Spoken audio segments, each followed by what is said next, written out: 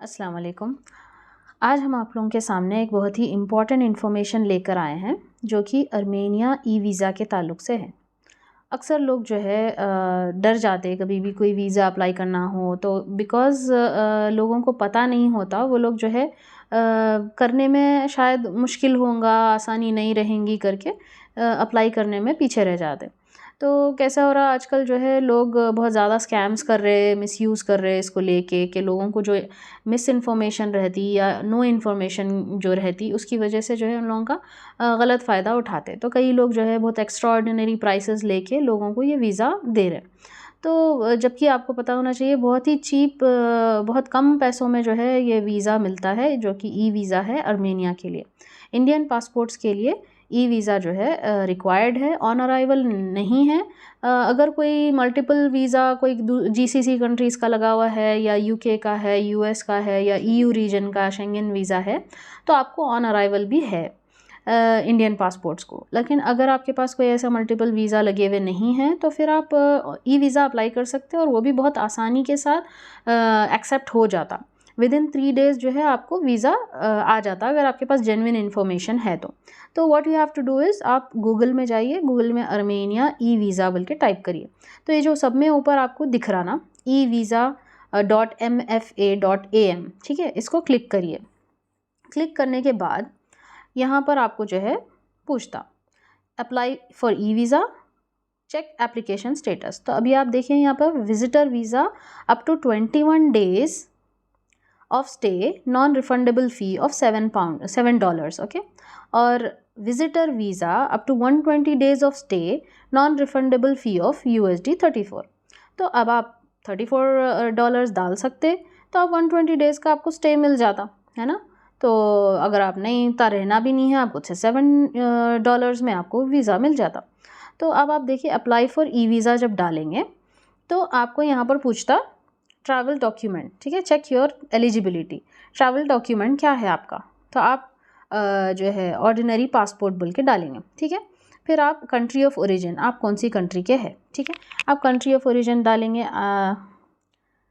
India, ठीक है, Indian, क्योंकि हम बात कर रहे हैं इंडियन पासपोर्ट की।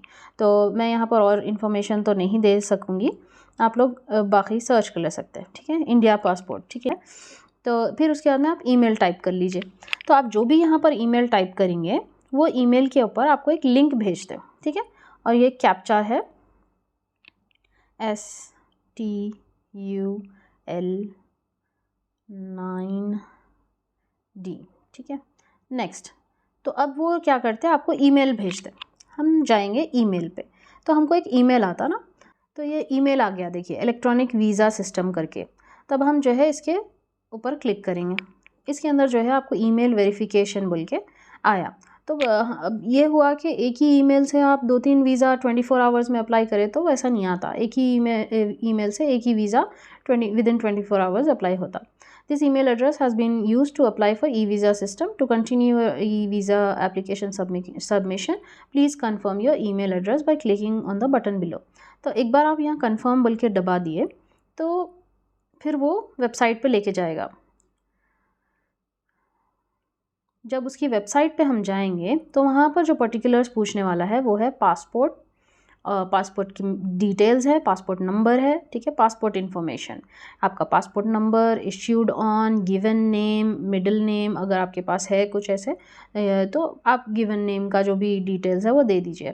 फिर पर्सनल डेटा है, कंट्री ऑफ बर्थ है और कॉन्टैक्ट इन्फॉर्मेशन है इंडिया का, ठीक है। तो यहाँ पर जो रेसिडेंस एड्रेस बोल के पूछ रहा ना, तो आप सिर्फ ये जैसे बोलिए कि कोई सपोज़ हैदराबाद इंडिया, बस इतना ही लिखना है आपको। आपको पूरा 13-6- ऐसा करके आपको हाउस नंबर नहीं डालना है, बस आप प्लेस का नेम डालना है, पूरा एड्रेस नहीं डालना है, क्योंकि हमने वैसे किया था तो एक्सेप्ट नहीं किया, बस सिर्फ प्लेस की नेम चाहिए उसको।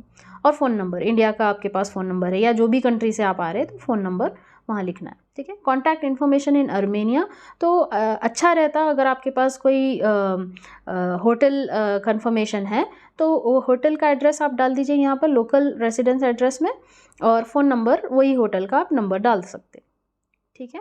और फिर यहाँ पर नीचे है अपलोड इमेज, यानी कि आपकी passport size photo.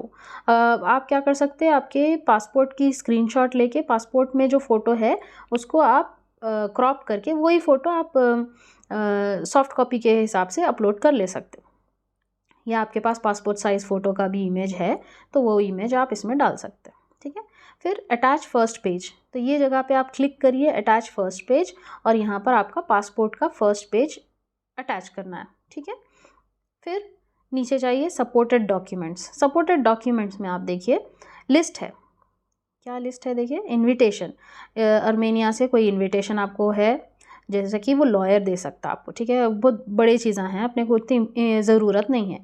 Air ticket, अगर आप एयर टिकट करा चुके हैं तो आप air ticket upload, these are और they are not all important, any one of them will do. ठीक है, यहाँ पर देखिए लिखा कोई भी एक सपोर्टिंग डॉक्यूमेंट आप डाल सकते हैं, as an air ticket, hotel reservation, residence permit, whatever.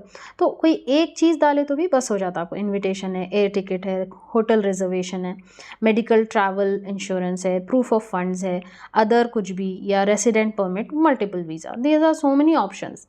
इसमें से कोई एक भी चीज़ है, जैसा कि अगर आप एयर टिकट कर चुके हैं एयर टिकट का डाल दीजिए, या होटल रिजर्वेशन कर चुके हैं होटल रिजर्वेशन डाल दीजिए, which ever is easy for you. ठीक है, अगर आपके पास कोई मल्टीपल वीज़ा है, जैसे अमेरिका का लगा हुआ है, यूके का लगा हुआ है, या सऊदी का है, जीसीसी कंट्रीज़ का है, तो आप कोई ऐसा पावरफुल वीज़ा जो आपके पासपोर्ट में है उसको भी अपलोड कर सकते हैं। तो you don't need to put so much information, whichever is good, whichever is strong you can put.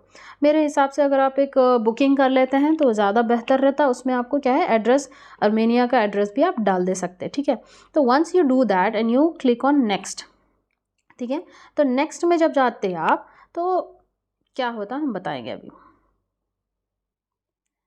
सारी इन्फॉर्मेशन डालने के बाद हम नेक्स्ट दबाएंगे। देखिए मैं थोड़ा सा डमी इन्फॉर्मेशन मैं इसमें डाली हूँ, तो आप इसमें और एक पॉइंट है कि are you convicted for any cases बोल के पूछ रहा, तो वो भी आप जो है इसमें क्लैरिटी कर ले सकते। नो बोल के लिखना है, अगर है तो फिर मुश्किल होता तो नो बोल के लिखना है, फिर हम नेक्स्ट दबाएंगे। नेक्स्ट दबाने के बाद प्रोसीड।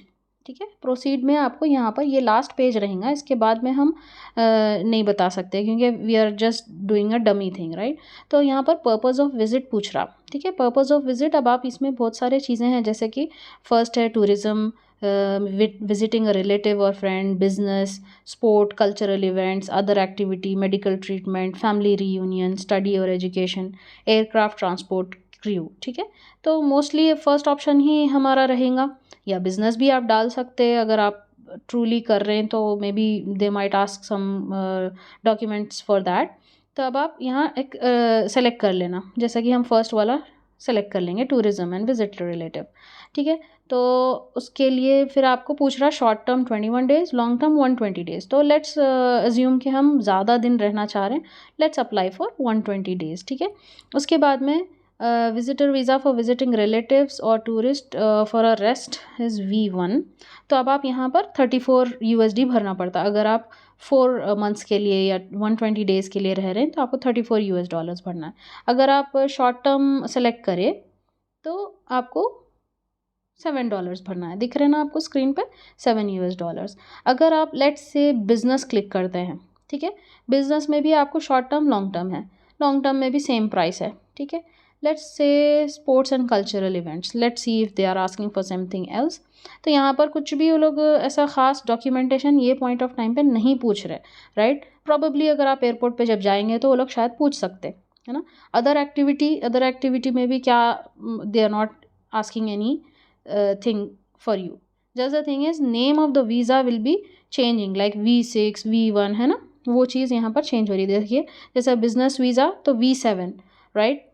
फिर अगर हम टूरिज़्म डालते हैं तो V1, ठीक है, वीज़ा 1, बिजनेस इज़ V7, फिर sports and cultural events is V5, other activities V6, फिर medical treatment is V3, family reunion is V2, फिर study and education is V4, then aircraft and transport cruise V8। तो we don't know about all the other aspects, maybe वो airport पे वो लोग visa के name के हिसाब से आपको कुछ डॉक्यूमेंट्स पूछते होंगे, तो बेटर गो फॉर टूरिज्म और visit, right. Until unless you are sure कि आप बिज़नेस करने वाले हैं और आपके पास कुछ ऐसे डॉक्यूमेंट्स है जो कि आप प्रूफ कर सकते हैं। ठीक है, तो let's go for long term, तो $34 वो बता रहा है। अगर आप शॉर्ट टर्म तो फिर $7। आप इमेजिन करिए इतना छोटा सा अमाउंट के लिए कई लोग जो है स्कैम्स में फंस रहे हैं। तो now when will you arrive in Republic of Armenia, यहाँ पर आपको डेट ऑफ एंट्री पूछ रहा, आप सेलेक्ट कर दीजिए डेट्स पे आना चाह रहे हैं, या एक रफली डेट्स भी डाल सकते हैं आप, whenever you are expecting yourself to be coming, तो आप वो डाल दीजिए। उसके बाद में आप नेक्स्ट दबाएंगे। अब यहाँ पर हम नेक्स्ट नहीं दबाएंगे because all information is dummy. यहाँ पर नेक्स्ट बटन दबाने के बाद आपको पेमेंट लिंक की तरफ लेके जाता, तो आपके कार्ड डिटेल्स डालने का रहता। Once you put your card details and the payment is accepted, फिर आपको एप्लीकेशन एक्सेप्टेड और एक नंबर भेजता, जो कि आप वो नंबर डाल के अपना एप्लीकेशन स्टेटस चेक कर सकते। This will be email to you as well. तो मोस्टली 2 डेज़ की टाइम पीरियड में आपको आपका वीज़ा एक्सेप्ट होने के इम्कानात रहते हैं, अगर every information that you have given is correct. तो आपको सेकेंड वर्किंग डे पे ईमेल आ जाता, और 3 वर्किंग डेज़ वो लोग बोलते, लेकिन आपको मोस्टली सेकेंड वर्किंग डे पे आ जाता। Point to be noted that we are not any agents, travel agents हम नहीं हैं, सिर्फ हमारे लोगों की मदद के लिए हम लोग ये वीडियो बनाए हैं, और उम्मीद है कि ये वीडियो से आप लोगों को काफ़ी मदद मिली होंगी। प्लीज़ आप लोग ये वीडियो शेयर और सब्सक्राइब करिए। जो भी लोग आर्मेनिया की तरफ निकलना चाह रहे हैं और वो लोगों को कोई ऐसी इन्फॉर्मेशन की कमी है, तो definitely this video will help them apply their visa on their own.